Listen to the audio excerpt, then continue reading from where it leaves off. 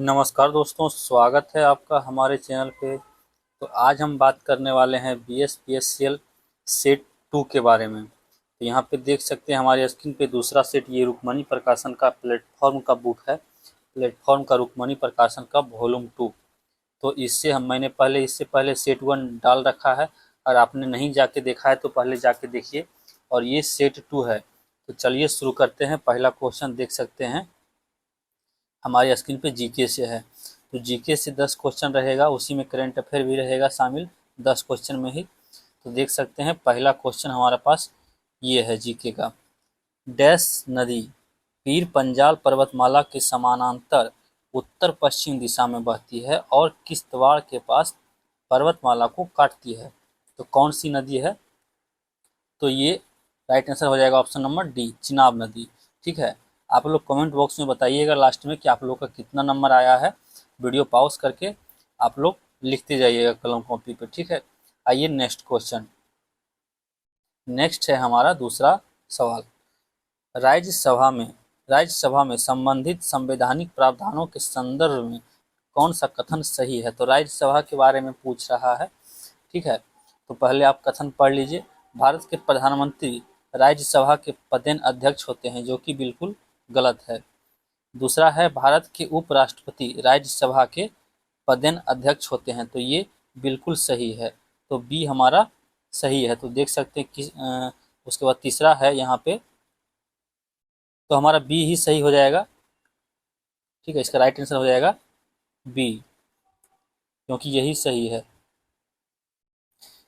देखिए अब तीसरा नंबर क्वेश्चन है हमारा, हिस्ट्री से है। 1915 में दक्षिण अफ्रीका से भारत आने के बाद महात्मा गांधी ने किसकी सलाह पर भारत देश और जनता को समझने के लिए पूरे 1 वर्ष तक भारत की यात्रा करने का फैसला किया है? तो देख सकते हैं हमारे पास ऑप्शन है, आप चारों ऑप्शन पढ़ लीजिए। तो महात्मा गांधी के गुरु थे गोपाल कृष्ण गोखले। उन्होंने ही कहा था गांधी जी को कि आप पहले भ्रमण करिए। तो इन्हीं के कहने पर गांधी जी ने पूरे देश का भ्रमण किया। तो इसका राइट आंसर हो जाएगा ऑप्शन नंबर बी। नेक्स्ट है हमारा 4 नंबर, पॉलिटी से है। भारतीय संविधान का कौन सा अनुच्छेद सभी श्रमिकों के लिए जीवन यापन योग्य वेतन और सामाजिक सांस्कृतिक अवसरों के साथ एक सभ्य जीवन स्तर सुरक्षित करता है? तो इसका राइट आंसर हो जाएगा ऑप्शन नंबर सी, 43 आर्टिकल। ठीक है। नेक्स्ट है हमारा 5वां नंबर क्वेश्चन। 5 जून विश्व पर्यावरण दिवस के अवसर पर प्रधानमंत्री नरेंद्र मोदी ने कौन सा अभियान शुरू किया है? तो आइए देखिए ऑप्शन क्या है। ये करंट अफेयर से क्वेश्चन है। तो देख सकते हैं 5 जून को यानी किस नाम से अभियान शुरू किया था? तो देख सकते हैं यहाँ पे इसका राइट आंसर जो हो जाएगा ऑप्शन नंबर सी, एक पेड़ माँ के नाम, एक पेड़ माँ के नाम। आइए नेक्स्ट है हमारा 6 नंबर, पर्यावरण प्रदर्शन सूचकांक में भारत का स्थान 2024 में कितना है? तो 2024 में 176 रैंक आ गया भारत का। 180 देश का टोटल रैंक है, इसमें जारी किया गया है, जिसको भारत में जिसका स्थान 176 रैंक प्राप्त हुआ है। ठीक है। नेक्स्ट है हमारा 7वां नंबर क्वेश्चन। न्यूटन के दूसरे गतिशील नियम के अनुसार किसी वस्तु पर कार्य करने वाला बल डैश और डैश का गुणनफल होता है? तो इसका राइट आंसर हो जाएगा ऑप्शन नंबर सी, द्रव्यमान और त्वरण का गुणनफल होता है।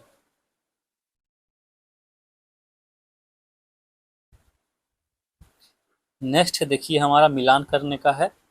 तो ये पहाड़ी के बारे में दिया हुआ है यहाँ पे। तो अन्नामलाई पहाड़ी किस राज्य में है ये बताना है, गारो पहाड़ी और लुसाई पहाड़ी। तो यहाँ पे देख सकते हैं गारो खासी जयंतिया जो पहाड़ी होती है वो मेघालय में होती है, तो ये इससे मैच कर जाएगा। लुसाई पहाड़ियाँ जो होती है वो मिजोरम में होती है, और अन्नामलाई जो होती है वो केरल और तमिलनाडु के बॉर्डर पे होती है। तो एक ए बी सी तीनों अ, इस तरह से आंसर हो जाएगा। देखिए किस में है। तो इसका राइट आंसर हो जाएगा ऑप्शन नंबर सी, सी में है। तो इसका राइट आंसर हो जाएगा सी, 8 का सी। नेक्स्ट में आइए 9 नंबर क्वेश्चन। तो 9 नंबर भी पॉलिटी से है, सॉरी पुस्तक से है। इंडिया विंस फ्रीडम नामक पुस्तक के लेखक जो भारत के स्वतंत्रता संग्राम के संबंध में उनकी आप बीती है, तो किनकी आत्मकथा है ये? इंडिया विंस फ्रीडम, ठीक है। इंडिया विंस फ्रीडम किसकी आत्मकथा है ये बताना है। तो 9 का हो जाएगा ऑप्शन नंबर सी, मौलाना अबुल कलाम आजाद का। आइए 10 नंबर क्वेश्चन है, ये बायोलॉजी से है। अस्थि मज्जा में पाई जाने वाली कौन सी कोशिका शरीर के लिए मरम्मत प्रणाली के रूप में कार्य करती है? ठीक है, तो इसका राइट आंसर जो हो जाएगा ऑप्शन नंबर ए, स्टेम कोशिका, हिंदी में बोलते हैं इसको मूल कोशिकाएं, ठीक है। आइए नेक्स्ट क्वेश्चन हमारा 11 नंबर। अब हमारा रीजनिंग आ गया है, ठीक है। इसका आंसर मैं आप लोग को बता दूंगा, आप लोग बना लीजिएगा वीडियो को पॉज करके। तो इसमें पूछ रहा है आकृति में कितने वर्ग हैं, तो कितने वर्ग हैं आप लोग गिन लीजिएगा इसको। इसका राइट आंसर जो हो जाएगा ऑप्शन नंबर डी, 8 वर्ग हैं इसमें। नेक्स्ट है हमारा 12 नंबर क्वेश्चन। तो ये क्रम वाइज है, बताना है आप लोग को। 3 हुआ, फिर 7 हुआ, फिर 23 हुआ, फिर 95, अगला क्या होगा, ठीक है। तो इस तरीके से इसका राइट आंसर जो हो जाएगा ऑप्शन नंबर डी, 479। 13 नंबर में बताना है कि इनमें से कौन सा भिन्न है, यानी कौन इनमें सबसे अलग है। तो राइट आंसर जो है इसका सी है, सी। नेक्स्ट आइए 14 नंबर। 14 नंबर में है 6415, उसके बाद 5304। तो अगला संख्या जो है 7896, तो उसके बदले में अगला क्या होगा? तो दोनों का रिलेशन निकालना है, इन दोनों के बीच में जो रिलेशन आएगा वही अगला इसमें अप्लाई होगा। तो इसका राइट आंसर जो हो जाएगा ऑप्शन नंबर डी, 6785। नेक्स्ट है हमारा 15 नंबर क्वेश्चन। ये भी बताना है कि कौन सबसे अलग है। तो इसका राइट आंसर हो जाएगा ऑप्शन नंबर सी। 16 नंबर, उस विकल्प का चयन करें जिसका तीसरे पद से वही संबंध है जो दूसरे पद का पहले पद से है, छठे पद का पांचवें पद से है। तो इसका राइट आंसर हो जाएगा ऑप्शन नंबर सी, 76। ये ब्लड रिलेशन से क्वेश्चन है। आर और टी क्यू की 2 पुत्रियां हैं जिसकी बेटी एस है। पी एस का जीवन साथी है। पी पी का क्यू से क्या संबंध है, ये संबंध बताना है आप लोग को। तो सी नंबर हो जाएगा इसका राइट आंसर। नेक्स्ट है हमारा 5 वर्ष बाद रमेश की आयु उसके पुत्र की तत्कालीन आयु की 3 गुनी होगी। 5 वर्ष बाद उसकी आयु उसके पुत्र की तत्कालीन आयु की 7 गुनी थी। रमेश की वर्तमान आयु पूछ रहा है, तो इसको बना लीजिएगा आप लोग। इसका राइट आंसर मैं बता देता हूँ। तो इसका आंसर जो हो जाएगा 18 का, इसका सी हो जाएगा, 40 ईयर्स। नेक्स्ट है हमारा 19 नंबर। 19 नंबर में कह रहा है ए बी का 95% है, तो ए का कितना परसेंट बी होगा। परसेंट से सवाल है, ये मैथ का सवाल है जो कि मैथ आप लोग के सिलेबस में दिया हुआ नहीं है, फिर भी बना लीजिएगा, इजी है। इसका राइट आंसर हो जाएगा ऑप्शन नंबर सी।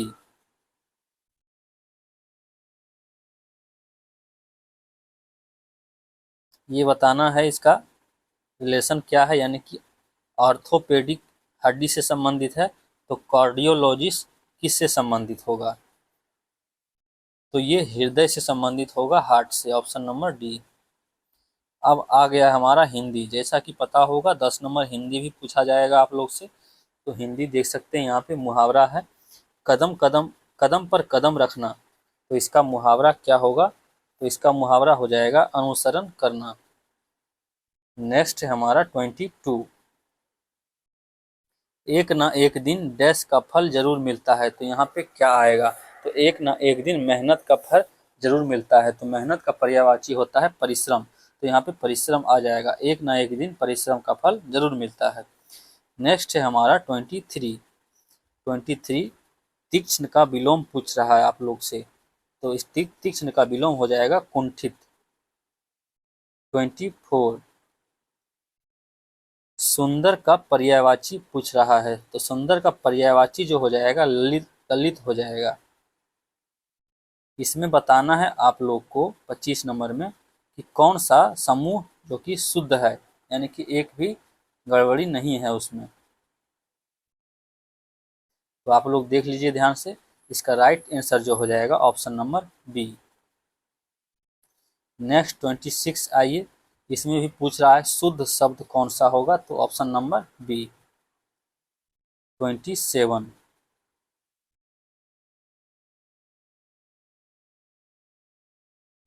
मुहावरा है, लोकोक्ति है, सदा एक जैसा रहना। तो सदा एक जैसा रहना, तो इसका मुहावरा क्या हो जाएगा, सदा एक जैसा रहना। तो ढाक के 3 पात, इसका राइट आंसर ये हो जाएगा। 28 स्त्रीलिंग, स्त्रीलिंग का उदाहरण नहीं है कौन सा, यानी कि पुल्लिंग का उदाहरण है वो। तो दही, दही खट्टा है, हम लोग इस तरह से बनाते हैं, दही खट्टी है कभी नहीं बोला जाता है, तो ये पुल्लिंग है। नेक्स्ट है हमारा 29। तो 29 पूछ रहा है कौन सा व्यंजन स्पर्श नहीं है, यानी आप जब बोलेंगे व्यंजन तो जीभ जो होता है वो सटता है, यानी कि आपके होंठ से, तो व्यंजन आप बोल के भी पता कर सकते हैं। ठीक है, तो इसका राइट आंसर जो हो जाएगा ऑप्शन नंबर ए यो बोलेंगे आप तो जीभ नहीं सटता है, लेकिन जो इसमें दिया गया है ड त च सारे बोलेंगे तो आपका स्पर्श करेगा जीभ। तो इस तरीके से भी आप आंसर निकाल सकते हैं। कथनीय का विलोम क्या होगा, तो कथनीय का विलोम पूछ रहा है, तो इसका राइट आंसर जो हो जाएगा ऑप्शन नंबर बी अकथनीय। 5 नंबर आपसे इंग्लिश पूछा जाएगा, तो यहाँ पे देख सकते हैं इंग्लिश का पहला सवाल है हमारा एंटोनेम से। तो विट्टी का एंटोनेम पूछा है WITTY। तो 31 का जो हो जाएगा इसका हो जाएगा स्टूपिड। नेक्स्ट है हमारा, ये पूछा है हमारा साइनोनेम, तो एडवर्सिटी का साइनोनेम पूछ रहा है, तो 32 का हो जाएगा ऑप्शन नंबर ए। नेक्स्ट है हमारा वन वर्ड सब्स्टिट्यूट है, तो इसका राइट आंसर जो हो जाएगा आप लोग पढ़ लीजिए, ए पर्सन हु लव्स और कलेक्ट्स बुक। तो इसका राइट आंसर जो हो जाएगा ऑप्शन नंबर ए। नेक्स्ट है 34, इसमें बताना है कि ईरर कौन से पार्ट में है, पढ़ लीजिए आप लोग, the children were warned to keep away for the of the cliff. तो इसमें बताना है कि ईरर कौन से पार्ट में है, तो सी नंबर हो जाएगा टू कीप अवे। यहाँ पे फिल इन द ब्लैंक्स इसको भरना है, तो C is dash a peacock in the blue satin sari. ठीक है, तो इसका राइट आंसर जो हो जाएगा option number D as beautiful as. Computer में आइए, 15 नंबर कंप्यूटर से पूछा जाएगा। ठीक है, तो इसका बताना है कि WEP क्या है, इसका फुल फॉर्म दिया है यहाँ पे वायर्ड इक्विवेलेंट प्राइवेसी, इसका फुल फॉर्म ही पूछ रहा है, यानी कि इसका मतलब क्या है, तो 36 का हो जाएगा बी वायरलेस नेटवर्क के लिए सुरक्षा। नेक्स्ट है हमारा 37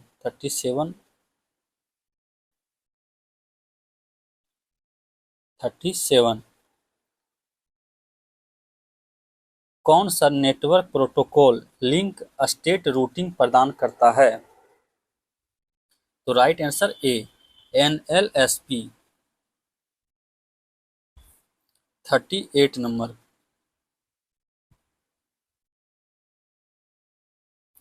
प्रोसेसर के निम्नलिखित में से किस भाग में कंप्यूटर द्वारा आवश्यक सभी कार्यों को करने के लिए आवश्यक हार्डवेयर होता है, तो ये है डेटा पथ, ऑप्शन नंबर डी। कंप्यूटर सुरक्षा के जनक, वैसे कंप्यूटर के जनक चार्ल्स बेबेज होते हैं, लेकिन कंप्यूटर सुरक्षा के जनक पूछ रहा है आप लोग से, तो इसका राइट आंसर हो जाएगा option number A August Kirchhoff's. Next है हमारा छोटी अत्यंत तेज रैम को क्या कहा जाता है? तो यहाँ पे ऑप्शन नंबर ए हो जाएगा कैश। कैश मेमोरी को हम लोग सबसे तेज कहा जाता है। उससे सबसे तेज तो होता है रजिस्टर, लेकिन यहाँ पे कैश ऑप्शन दिया हुआ है इसलिए कैश होगा। 41 का है, वे नापाक हैकर जिनका मुख्य उद्देश्य साइबर अपराध के लिए वित्तीय लाभ, यानी कि साइबर अपराध करता है वो पैसों के लिए, जैसे कि मोबाइल पे ओटीपी भेज के इस वगैरह, तो इसको किससे संदर्भित किया जाता है, इसको क्या कहते हैं? तो इसको कहते हैं black hat hacker, option number D. Next है हमारा 42, ऑपरेटिंग सिस्टम निम्नलिखित में से कौन सा सीपीयू शेड्यूलिंग एल्गोरिदम है? तो इसका राइट आंसर हो जाएगा ऑप्शन नंबर डी, उपयुक्त सभी। प्राइमरी, राउंड रॉबिन और शॉर्टेस्ट जॉब फर्स्ट सभी है। नेक्स्ट है हमारा 43, निम्नलिखित में से कौन कृत्रिम बुद्धिमत्ता का अनुप्रयोग नहीं है? ये कृत्रिम बुद्धिमत्ता जो है, इसका अगर इंग्लिश में बात करना चाहें तो एआई आजकल ये कंप्यूटर का 5वां वर्जन आया है, जो कि बहुत ही इम्पोर्टेंट है, लेकिन साथ साथ मनुष्य के लिए खतरनाक भी है। तो इसका जो आंसर हो जाएगा राइट आंसर ऑप्शन तो डी हो जाएगा, DBMS। नेक्स्ट है हमारा 44, कौन सा इमेज स्कैनर है, यानी कि इमेज को कौन स्कैन करने का एक प्रकार है? तो इसका राइट आंसर हो जाएगा flat bed, option number C. 45 में आइए,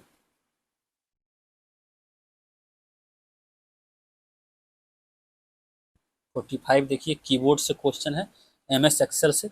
MS एक्सेल 2016 में कर्सर को एक समय एक सेल ऊपर या नीचे ले जाने के लिए QWERTY की कीबोर्ड पर निम्नलिखित में से कौन सी कुंजी का प्रयोग करते हैं? यानी कि MS एक्सेल जो 2016 है उसमें कर्सर को एक समय ऊपर या सेल पे ऊपर ले जाने या नीचे ले जाने के लिए कौन सा यानी कि की का प्रयोग करते हैं, शॉर्टकट की? तो यहाँ पे एरो होता है 4 तरह का, ऊपर नीचे अप डाउन राइट लेफ्ट। तो हम लोग बी नंबर इसको राइट आंसर हो जाएगा, ये page up and page down इसी का प्रयोग करते हैं। 46 है, MS एक्सेल 365 में सेव या सेवेज विकल्पों तक पहुंचने के लिए किस मेन्यू या टैब का उपयोग करेंगे? तो कौन से मेन्यू में सेव या सेवेज होता है, ये पूछ रहा है आप लोग से। तो ऑप्शन नंबर बी, फाइल में ये होता है।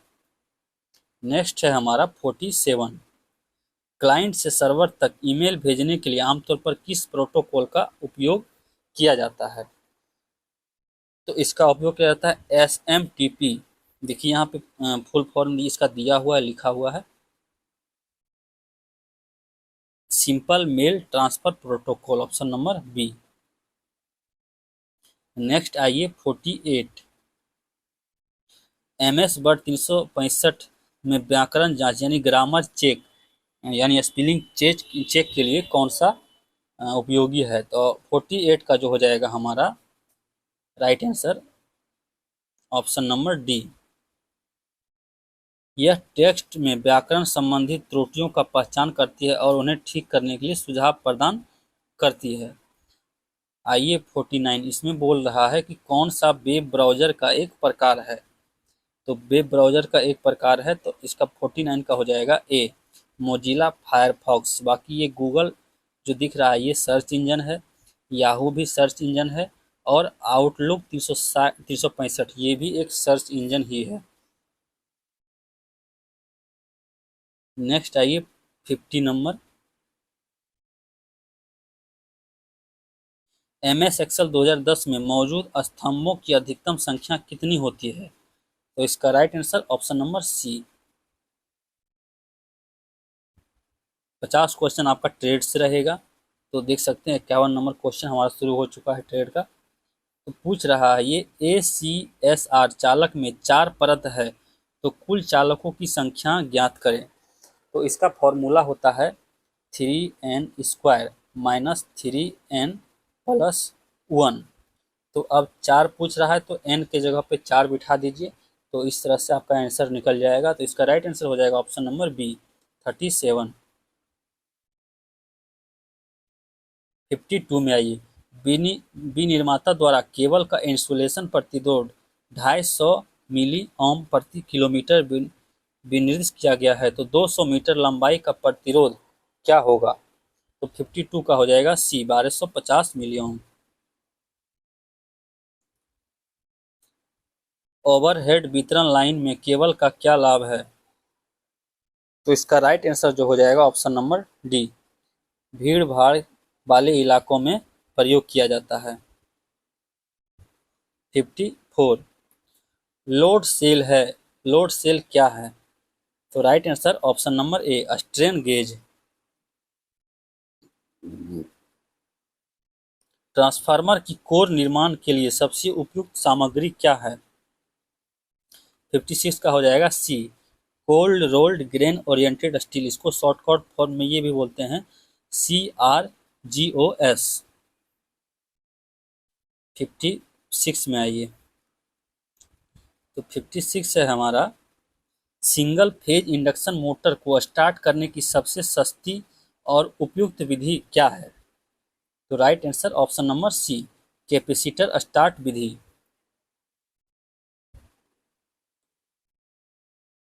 3 फेज इन्वर्टर के प्रचालन की विधा है, तो 3 फेज, तो इसका राइट आंसर हो जाएगा ऑप्शन नंबर बी। 250 वोल्ट 100 वाट लैंप का प्रतिरोध कितना होगा? ये फॉर्मूला बेस्ड क्वेश्चन है, आप लोग बना लीजिएगा। V और P का मान दिया हुआ है, आप लोग से प्रतिरोध यानी R का मान पूछ रहा है, तो P बराबर फॉर्मूला होता है V स्क्वायर बाय R, तो इस पे आप लोग निकाल लीजिएगा। इसका राइट आंसर जो हो जाएगा ऑप्शन नंबर सी, 625 ओम। 59 का आइए, कोई डीसी शंट मोटर हल्के लोड पर चल रही है, यदि फील्ड वाइंडिंग खुल जाए तब क्या होगा? तो right answer option number B, motor की स्पीड काफी ज्यादा बढ़ जाएगी। 60 नंबर क्वेश्चन में, मशीन की दक्षता वृद्धि की जा सकती है, तो उसकी दक्षता एफिशिएंसी वृद्धि कर सकते हैं उसकी हानि को घटाकर, तो हानियां घटाकर, ऑप्शन नंबर ए। 61 में आइए, श्रेणी कुंडलित डीसी मोटर की स्पीड कैसे नियंत्रित की जा सकती है? तो ऑप्शन नंबर सी, फ्लक्स के घटने के साथ बढ़ती है, तो फ्लक्स के घटने के साथ बढ़ती है, ऑप्शन नंबर सी। 62 है हमारा, किसी शंट मोटर के सप्लाई टर्मिनलों को उल्टा कर दिया जाता है तो मोटर पर क्या प्रभाव पड़ेगा? तो ऑप्शन नंबर बी, उसी दिशा में चलेगी। सप्लाई टर्मिनल को उल्टा कर देने पे कोई प्रभाव नहीं पड़ेगा शंट मोटर में। 63 में आइए, बी वर्ग की डीसी मोटर में आर्मेचर वाइंडिंग निम्नलिखित में से अधिक तापमान जाने की अनुमति नहीं है, कितना तापमान? तो 105 डिग्री सेल्सियस से अधिक नहीं है। ये भी नॉमरिकल है, बना लीजिएगा आप लोग। 25 मेगावाट पावर प्लांट की अधिकतम क्षमता 20 मेगावाट है, तो वार्षिक लोड गुणांक 50% है, तो औसत मांग ज्ञात कीजिए। तो औसत मांग का फॉर्मूला होता है, आप लोग उस पर बना लीजिएगा। तो 64 का आंसर हो जाएगा 10 मेगावाट। 65 में आइए, किस मोटर का स्टार्टिंग बलाघूर्ण अधिकतम होगा? यहाँ पे दिया हुआ है, आप लोग ऑप्शन के हिसाब से चूज कीजिए। ऑप्शन नंबर हो जाएगा ए, यूनिवर्सल मोटर। 66, कौन सी सिंगल फेज मोटर उच्च पावर फैक्टर पर चलेगी? तो right answer B, capacitor run motor. 67, single phase प्रेरण मोटर में सहायक वाइंडिंग सामान्यतः उस समय कट ऑफ हो जाती है जब निम्नलिखित के अलावा शेष मोटरों में एक निश्चित स्पीड आ जाती है। तो 67 का हो जाएगा option number B, capacitor start व कैपेसिटर रन मोटर में। 66 7 हो गया। 68 नॉमरिकल है, ये बना लीजिएगा आप लोग। इसका राइट आंसर मैं आप लोग को बता देता हूँ, ऑप्शन नंबर सी। कौन सी मोटर सबसे कम शोर करती है? तो हिस्टेरेसिस मोटर। 70, कौन सा लैंप के फिलामेंट के लिए प्रयोग नहीं हो सकती है?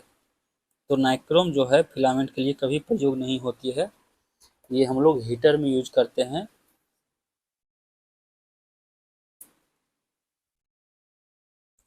सेवेंटी वन, ये भी बनाने का है नॉमरिकल, आप लोग बना लीजिएगा। 71 का right answer option number C. 72, ये भी नॉमरिकल है, इसका राइट आंसर हो जाएगा ऑप्शन नंबर सी, 57.4। आमतौर पर निम्न में से किस वितरण प्रणाली का प्रयोग नहीं किया जाता है? तो right answer option number D, 74।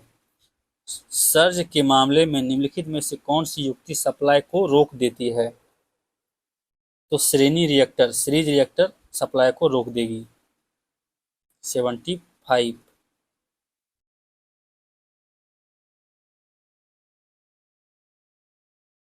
परिपथ वियोजक यानी सर्किट ब्रेकर की वियोजन क्षमता आमतौर पर किसमें व्यक्त की जाती है? तो सर्किट ब्रेकर को हम लोग एमवीए, मेगा वोल्ट एम्पियर में व्यक्त करते हैं। ग्लास के साथ सिलिका जेल ब्रीदर फिट होते हैं ताकि क्रिस्टल का रंग दिखाई देता है रहे। क्रिस्टल जब नमी अवशोषित करती है तो उसका रंग नीले से बदलकर क्या हो जाता है? तो नीले से बदलकर गुलाबी हो जाता है। ये ट्रांसफार्मर का क्वेश्चन है। ये भी नॉमरिकल है, आप लोग बना लीजिएगा। राइट आंसर हो जाएगा ऑप्शन नंबर सी, 5 ओम। डीसी मशीन की बाइंडिंग पूर्ण पिच बाइंडिंग कहलाती है कब? तो जब वाइंडिंग पिच पोल पिच के बराबर हो जाएगी तब। विद्युत चुम्बक के चुम्बक की सामर्थ्य परिवर्तित की जा सकती है या तो करंट या बाइंडिंग टर्न में परिवर्तन द्वारा। 80 नंबर, ये भी नॉमरिकल है, बना लीजिएगा। 6 से 7 नॉमरिकल आप लोग को जरूर पूछा जाएगा, तो आप लोग नॉमरिकल को प्रैक्टिस जरूर करें। Option number B, 81। 3 फेज प्रेरण मोटर की स्पीड, तो स्पीड किस पे निर्भर करेगी? तो तुल्यकालिक स्पीड से कम होती है 3 फेज प्रेरण मोटर की स्पीड। 82। 3 फेज प्रेरण मोटर का स्टार्टर निम्नलिखित में से कौन सा नहीं है? तो right answer option number D, बाकी ये तीनों जो दिख रहा है ये तीनों होता है। अर्थ वायर की पहचान करने के लिए अंतर्राष्ट्रीय वर्ण कोड यानी किस रंग का होता है? अर्थ वायर, अर्थिंग जो हम लोग घर में यूज करते हैं उसका तार, तो ये हरे कलर का होता है, ग्रीन कलर का। नेक्स्ट है हमारा 84। भारतीय विद्युत नियम 1956 के नियम में ओवरहेड लाइनों में सबसे निचले चालक की भूमि ऊंचाई दी गई है, तो ये कौन सा रूल है, किस नियम के अनुसार? तो 84 का हो जाएगा ऑप्शन नंबर सी, नियम 77 के अनुसार। ऑसिलेटर परिवर्तित करता है, तो ऑसिलेटर किससे किस में परिवर्तित करता है? तो 85 का डी, क्षीण सिग्नल को प्रवर्तित सिग्नल में। 86। निम्न में से कौन सा विद्युत का चालक नहीं है, यानी उसमें करंट पास नहीं होगा? तो 86 का हो जाएगा प्लास्टिक, प्लास्टिक में हम लोग को करंट पास नहीं होगा, या तो सूखी लकड़ी में भी पास नहीं होगा। ये भी आपका नॉमरिकल है, बना लीजिएगा। 87 का राइट आंसर हो जाएगा ऑप्शन नंबर बी, 88।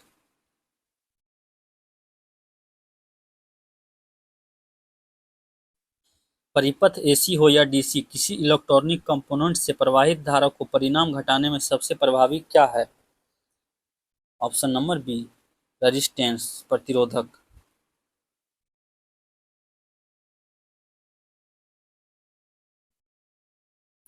नेक्स्ट है हमारा, एक सरल कैपेसिटर दो प्लेटें होती है जो निम्नलिखित द्वारा पृथक रहती है। प्रावैद्युत द्वारा पृथक रहती है, डाई इलेक्ट्रिक द्वारा। 90 नंबर क्वेश्चन, केबल में जोड़ लगाने आम बिजली प्रयोजन, इलेक्ट्रॉनिक और रेडियो प्रयोजन में फ्लक्स के रूप में किस पदार्थ का उपयोग करते हैं? तो रेजिन का उपयोग करते हैं।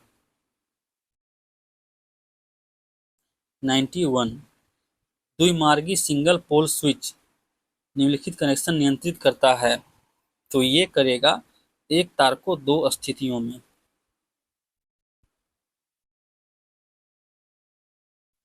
सप्लायर फ्यूज जो सील्ड होता है कहाँ लगा होता है? तो एनर्जी मीटर के बाद। 93 वोल्टमीटर प्रचालन के लिए विभव ट्रांसफार्मर का उपयोग उच्च वोल्टेज को निरापद वोल्टेज तक घटाने के लिए प्राइमरी में फेरों की संख्या सेकेंडरी की तुलना में क्या होती है, ये पूछ रहा है। तो 93 का हो जाएगा सेकेंडरी में फेरों की संख्या अधिक हो जाएगी, क्योंकि ये स्टेप अप ट्रांसफार्मर है। स्टेप अप में हमेशा सेकेंडरी फेजों में फेरों की संख्या अधिक होती है और स्टेप डाउन में कम।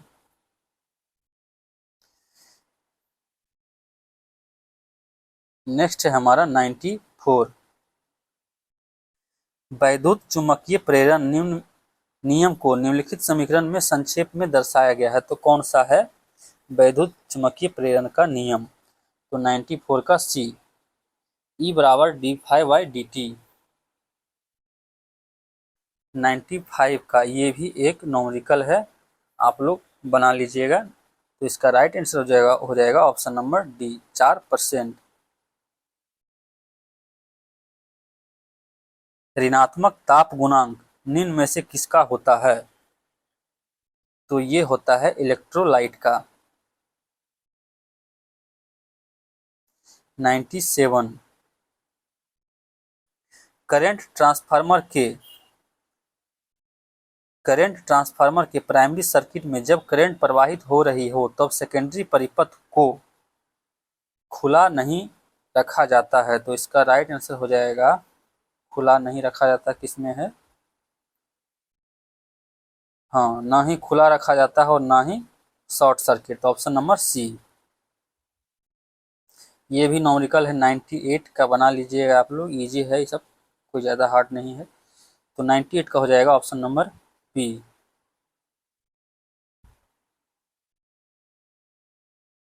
किसी 4 पोल वेव बाउंड आर्मेचर में 51 स्लॉट है और प्रत्येक स्लॉट में 20 चालक है, तो प्रेरित विद्युत वाहक का मान 375 वोल्ट हो तो 1500 आरपीएम पर प्रति पोल फ्लक्स ज्ञात करें। तो इसका फॉर्मूला होता है E बराबर P∅ZN/60A। तो ये इस पे आप लोग बिठा के बना लीजिएगा, ठीक है। इसका राइट आंसर जो हो जाएगा ऑप्शन नंबर ए।